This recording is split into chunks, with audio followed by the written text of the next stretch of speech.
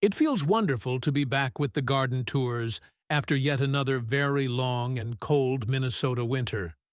This month, I am incredibly excited to show you quite a few things because I have had to really rework my garden strategies after a lot of things just kind of went south last year and the year before.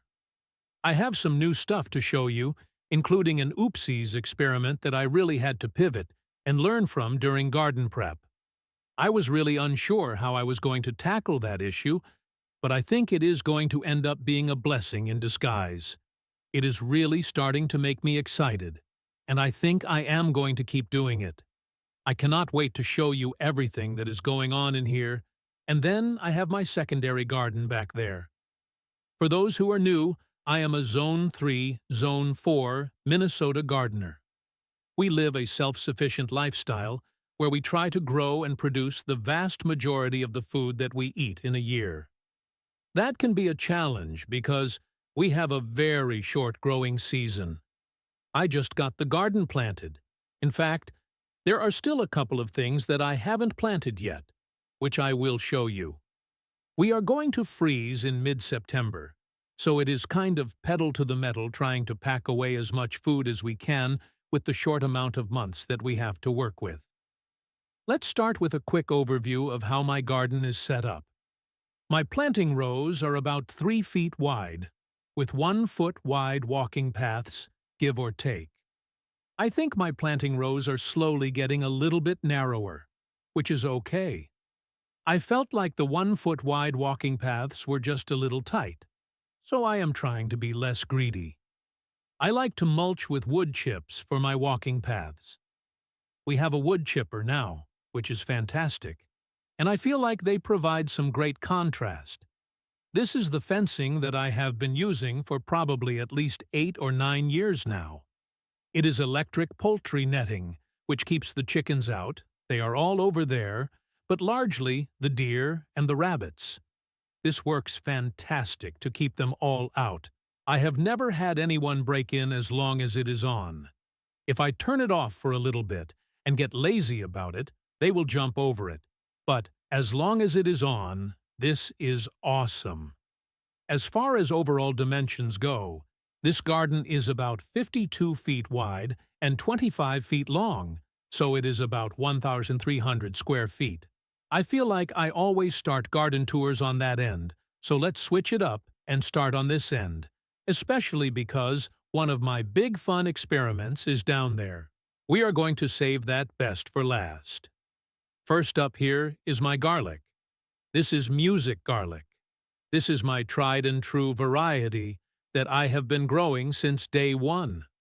All I had to do was buy 1 little packet of seed garlic, and I have just kept multiplying it year after year. And now I have a ton. It is one of those things where it is kind of expensive to buy at first, but you only have to buy it one time. I am waiting for garlic scapes to come up. Nothing has developed yet, which is good. It is still early May. As soon as those come up, we will be harvesting and grilling them. I do have a recipe for grilled garlic scapes. It is our favorite way to eat them. I am also growing a second garlic variety, and at the moment, the name is escaping my mind, but it looks slightly different. It is a little bit shorter than the music garlic, and the color isn't quite as vibrant, but it is an Asian variety of garlic. We love cooking Asian-type cuisine, so I am really excited to have this one on hand, too. Next are my potatoes. I am doing things very, very differently for my potatoes in 2 different ways. That is because last year and a little bit the year before that, I lost a lot of my potato harvest due to bacterial soft rot.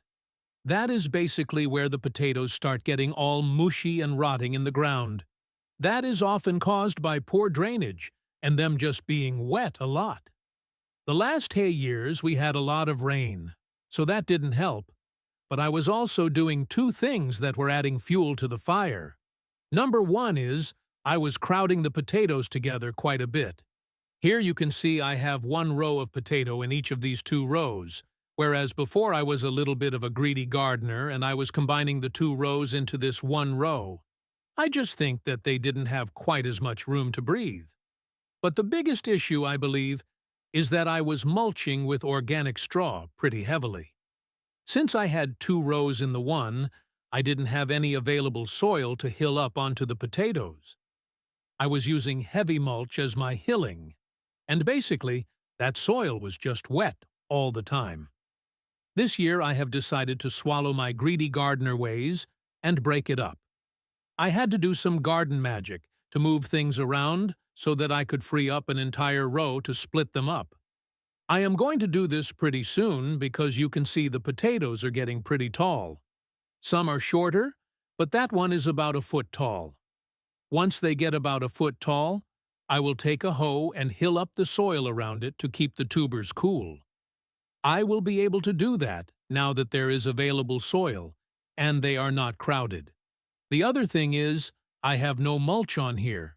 I am hoping between those two things that the potatoes are going to go a whole lot better this year. I am growing 2 different varieties, russet potatoes and red chieftain potatoes. The russets were new to me last year, and they produced really well and had less of the bacterial soft rot issue than the red chieftain. We are going to give them both another go this year, and fingers crossed that it will go better.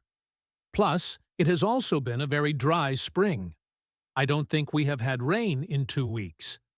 It has been exceptionally nice in the 80s the last few weeks. Things are growing really well. I feel like a lot of the growth is where things usually are at the end of June, but it is only the beginning of June. We will just see what happens. The next row over contains my bush beans. These are such an important crop for us. We do a lot of frozen green beans, canned green beans, and freeze-dried green beans. They are just so delicious, even when preserved that way. These guys are just germinating now, so we have a ways to go, but so far so good. It looks like my germination was pretty good. I will need to come back and fill in and reseed a couple of spots that didn't come up, but overall, I am pretty happy with it. One thing I did do at the very end here is seed just a couple rows of carrots. Not much. You are going to see my carrot experiment up by the cabin. But any time I do an experiment, I always like a control group. This is my control group, and we are going to see how they pan out. The soil back here is clay and rock. It is pretty darn hard. I can barely even stick my finger in there. I work it pretty hard, but it just clays up right away. So the carrots generally struggle back here. Back to the green beans. Since we love them so much, I usually do 2 rounds. These guys produce for about 6 weeks. Then we pull them out. My second row I typically plant after the garlic is harvested, about mid-July. If the weather is good to us, they finish out just in time. Now we are getting to the fun stuff that is really starting to fill in. These next 2 rows are largely my tomatoes. You are also going to notice some companion planting flowers. My favorites are marigolds, which are fantastic for repelling pests. I really like these petite varieties because they don't get too massive and take over.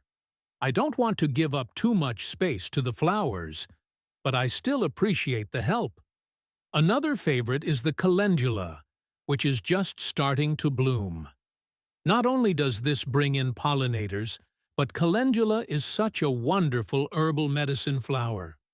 I like to dry them and infuse them in my tallow to make tallow balm. It is so soothing to the skin. Other flowers you will notice include the chamomile here. This one actually just came up on its own. It will readily self-seed, and I just kind of let it go. I will harvest it for a while, and then probably pull it out because it is taking over. Otherwise, I did start a couple from seed indoors, and you will notice how much smaller they are. If they self-seed in the garden, they always do so much better. But I always like to start a few inside as well. Chamomile makes fantastic tea. To finish the companion planting flower train, this is a new one to me. And so far, I am not all that impressed. This is a zinnia. It just kind of looks scrawny. It looks like I have a potato coming up from last year there, which could be part of the problem. My last companion flower is this salvia. This one was beautiful last year. I love purple. But it was massive and just kind of broke and was a mess. This year, I started to prune it quite a bit to get a bushier growth. If this works out, you will see quite a bit more of this plant in my garden next year. Moving back to the tomatoes, but before we do, I have just 2 little pepper experiments. The big thing for peppers for me is that in Minnesota, cold is our enemy. Peppers love heat and warm temperatures for an extended period. I have discovered they just don't thrive as well in the ground compared to raised beds where the soil temperature is higher. I have moved the vast majority of my peppers to the raised beds up by the cabin. But I always like to leave a couple down here as a control to see how they compare. On to the tomatoes. I am a huge fan of the Plum Regal. It has been my tried and true for many years. Not only does it have really compact growth, but it is a determinate tomato, so these cages can handle it just fine. This means very easy setup. I don't have to do fancy trellising or continually train them. They just do their thing and stay well controlled. The other thing I love about these Plum Regals is they are very blight resistant. Blight can definitely be a big issue, and these guys do absolutely awesome. These are our main paste tomatoes, so I have about 12 of them. I am doing a couple of things differently this year, like companion planting with basil. Since I have had to get creative with space, I figured I may as well throw them together. I am a little concerned about the blight because of my big oopsies this spring. When I was doing garden prep, working in amendments and compost to loosen the soil, I got compost from a raw milk farm. Our dump truck was broken, so we had to rent a dump trailer. This farm was an hour and a half away, so it was a big to-do just to get there. Once we got there and I saw the compost, we were committed. I knew it was good quality compost, all organic from grass-fed cows, but it was not entirely composted down. It was very chunky, matted, and not very workable. I knew I was not going to be able to just work it into the soil and plant into that. I was faced with the choice of letting it rest for a year or mulching with compost instead of my prized organic straw. I have loved mulching with straw because it retains moisture, but that has also been my problem for several crops. I thought I would mulch with the compost instead. The benefit for my Minnesota problems is that the dark color will help get that soil temperature up faster and hopefully help extend my season in the fall. With blight, one of the main things you can do to avoid it is mulching with straw, because blight often happens when organisms in the soil splash up on the leaves during rain. When I have mulched heavily with straw, that has really helped reduce blight. I am curious to see if I experience any increase in blight with the compost. So far, so good. I am not seeing any signs of blight, but it is still early. I need to get in and start trimming some of these lower branches so they are not touching the ground. Those are all my paste tomatoes with the basil and a little bit of thyme. I also have a couple of fresh eating tomatoes. This is Mountain Sunrise. I grew it for the first time last year, and it was amazing. They are lovely orange tomatoes that are sweet, like an apple. These two down here are Mountain Vineyard, which are my tried-and-true cherry tomatoes. These are indeterminate, so they will become obnoxious in these cages, and I just have to keep up on the pruning. In the very back, on the north end, I put my tallest stuff so they don't shade other things. These are my cucumbers and my peas. I use cattle panel fencing with some T-posts and zip ties. These are about a foot apart, which gives me enough room to squeeze two in and still reach my arm in to pick anything or do some weeding. These are the H19 pickling cucumbers. I have 3 plants in here. We love pickles, and I largely do fridge pickles because I am not as big a fan of canning them. Honestly, we just finished our last jar of fridge pickles from last year. They store amazingly and are easier than canning. The peas are doing absolutely amazing. This year, I started them from seed indoors and then transplanted them out here. I also did an experiment putting some seeds in the ground to see which would do better, and the transplants did phenomenal. I pulled out the ones I direct seeded and just let the transplants go. At the end of the tomato, cucumber, and pea row is the celery. These did so-so last year. A lot of the stems were hollow, which I think was due to watering issues. I have 6 plants now. I largely freeze-dry all of this for winter cooking. The compost mulch is not quite as great a weed barrier as the organic straw, but it hasn't been awful either. The compost is loose and crumbly on top, so I just grab and pull the weeds, and they all come up. We have made it to my pride and joy, the brassicas. This is the one thing that northern gardeners can do exceptionally well. I have been a little worried about these because usually we have a gloomy, rainy, cool start to spring, but it has been dry and hot. Hopefully, they will hang on. These first 6 will be more obvious once the heads start forming, but I think 2 are cauliflower. These last 4 are going to be Romanesco. I grew it for the first time last year, and I am so sad I haven't been growing it earlier. I increased to 4 plants this year. They can be a little more finicky, but they are looking great so far. You will notice I don't have any damage from cabbage worms. I have learned that I don't get much pressure from those cabbage moths in the spring. I don't spray or do anything. But come fall, if I try to do a harvest, there are lots of cabbage moths. I have scratched the fall planting of brassicas and might do some cover crops instead. I planted a bit more broccoli than usual this spring to compensate. That is why you see more companion flowers around the brassicas. I don't want to take any chances. After those are the broccolis. I am growing about 20 broccoli plants. We pack away a lot of broccoli and love it frozen. We just finished off our last packages from last year, and it was still fantastic. Kale is something I have had to lighten up on. 2 years ago, I had way too many plants. Last year, I had 6, and that was still too much. Since I had to figure out an entire row of extra space for my potato issue, I had to lean up on some things. I have scrunched the kale down to 4 plants. This is the Arwen F1 kale, which is very resistant to pests. I also love the leaves. They are tender and freeze well. Back here on the north end are the Brussels sprouts. I like to cage these because they get quite tall. This one is itty-bitty because I accidentally planted a cabbage here and didn't realize it for a couple of weeks. I still had this guy in a tiny seedling pot, so he has some catching up to do. Last year, ants destroyed 2 of my plants, so I am hoping for a full harvest this year. Here are my cabbages. These are my massive fat F1 cabbages. I have 5 of those. These heads end up about 20 pounds and get absolutely huge. I let them go the entire summer and harvest them in the fall for sauerkraut and storage. This year, I am adding a smaller, normal variety of cabbage for fresh eating or early sauerkraut. I think this is called the Green Acres cabbage.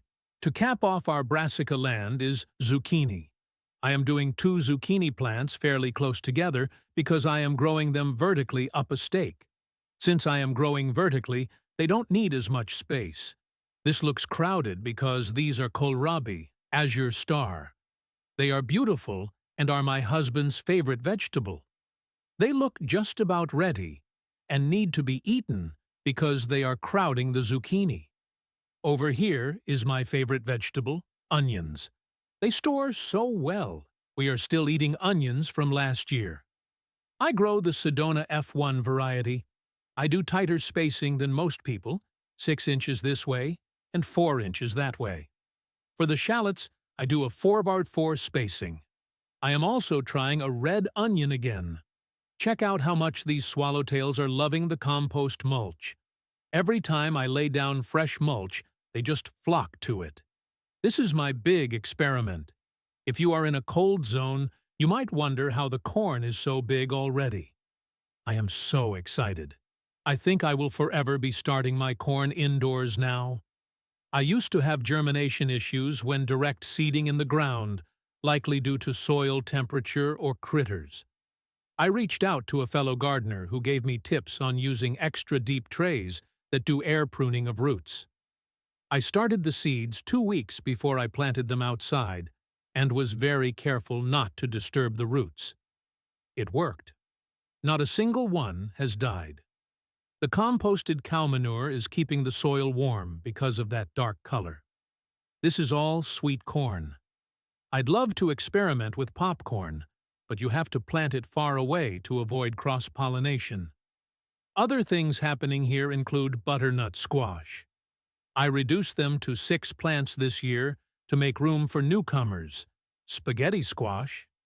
We fell in love with it this year, and now I have to grow it.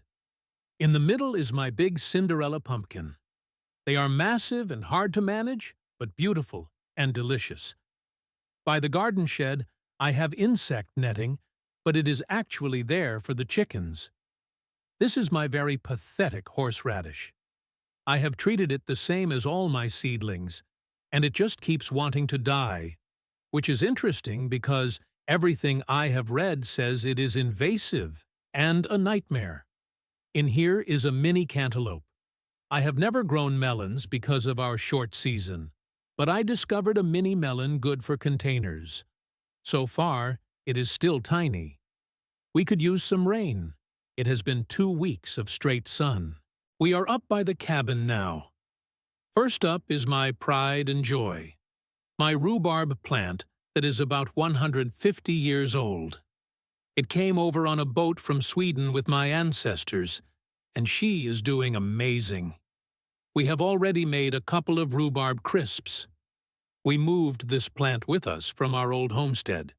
Initially, I planted it right up along the cabin, which was a dumb idea because it was too warm and the soil wasn't great. I put a ton of compost and mulch here, and it is much happier.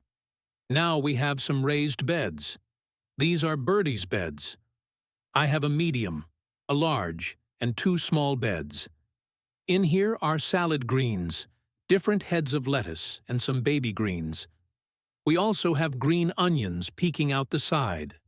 Next year, I think I will skip the mustard greens because the flea beetles cause too much damage. These are my poblanos. I love to freeze these for my chili recipe. In the raised bed, it is quite a bit warmer, so they tend to do well. In this open spot, I am going to plant my sweet potato slips. I tried growing sweet potatoes last year and failed miserably. I salvaged 0. I think I picked the wrong variety. Purple sweet potatoes that don't do well in cold climates. This year I ordered Beauregard sweet potatoes. I grew them in grow bags last year, but they didn't thrive, so I am trying them in the raised bed this time. This is where all of my carrots have moved. This gave me an entire row of space in the back garden for the potatoes. The carrots didn't do well in the heavy clay soil back there. I have 5 rows in here, and they are already thinned. In the back row, I have different peppers. Red picnic peppers, aji rico, great for hot sauce, Carmen peppers, and cornito peppers. You can see we are already starting to get some little peppers on there. In the first small bed, I have some radishes. They are not liking the heat, but they aren't bolting yet. I also have 1 row of carrots snuck in here. This empty space is the only other thing I have not planted yet. Over here is my favorite pepper, the Scotch bonnet. They are a Jamaican pepper and love heat. They make my favorite fermented hot sauce. These guys are very sensitive to cold. In previous years, they would stall out for a month if planted too early, so I have moved them to these big pots to keep them warmer. My dog, Tucker, is doing a lot better this year after having double knee surgeries last year. We have more peppers here, a banana pepper, another red picnic pepper, and a cayenne. This is my edible landscaping. This year, I really upped my game because the soil quality wasn't good. I worked in a lot of compost, and things are looking great. These purple irises are from my great-grandpa's garden in Nebraska. I also have blueberry plants, a tiny cauliflower, a jalapeno, and another banana pepper. This is an experiment to see how they do with the reflection off the house.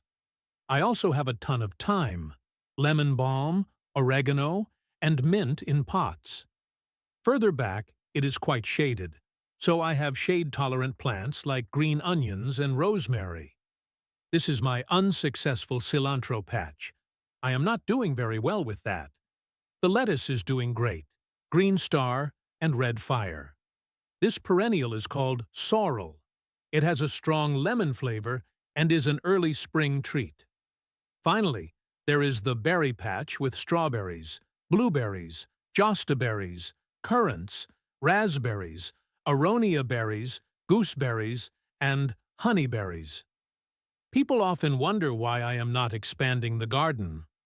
We will be moving, staying on the same property, but building our forever homestead further back. Right now, we are in this little hunting cabin. All of this is temporary, which is challenging because I want to go big, but next spring we start construction on our home. I am leaning into being patient and content with what I have, until we can put in the super garden and the poultry palace. I am so excited to be back in the garden. If you have any questions, please ask. If this story changed the way you look at the potential of a small garden, please subscribe and like the channel. We are uncovering the history and the future that others have tried to bury. Let's grow the future together. The next update will be shared soon.